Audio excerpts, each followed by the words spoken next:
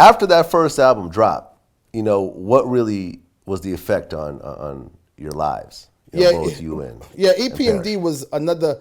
Again, it was a phenomenon. Like I can't even explain to you. Like I'm on the road and Jazzy Jeff and the Fresh Prince, where Will Smith was like, "Yo, the #1 album in the country is EPMD." We were like in Billboard. We was like #1 album in Billboard. We didn't even know what Billboard was, but we was on tour. Run DMC, Jazzy Jeff, Fresh Prince, Public Enemy, and Stetsasonic, and they selling more records than us, but we got #1 album in the country. So, but we didn't really understand that. We blew up, and EPMD didn't stop blowing. If my group didn't break up, we don't know where we would have been, because we was out of control. And then we signed acts like Das EFX and Redman and Solo that end up becoming big artists too at the same time. So I remember one time I looked at the Billboard, and the Billboard had all 4 of us on the charts at the same time, and that was something unbelievable at the time.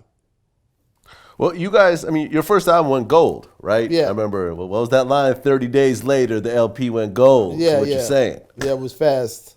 Now, what was it? It seemed like you guys were like one of the first to really start sampling funk, because the sound was a little different before before EPMD, it seems. Is that fair?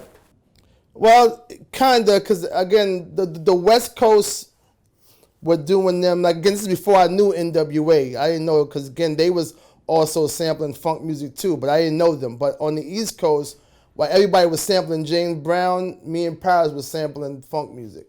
And we was sampling whatever was played in the home. So our parents were playing that music, so we sampled that music. A lot of the stuff that you hear on the albums, they came from home, so, people thought that we was from Brentwood, which was another suburb in California, but we're from Brentwood, Long Island, but there is a Brentwood in California, because the music that we sampled, people thought we were from Brentwood, California.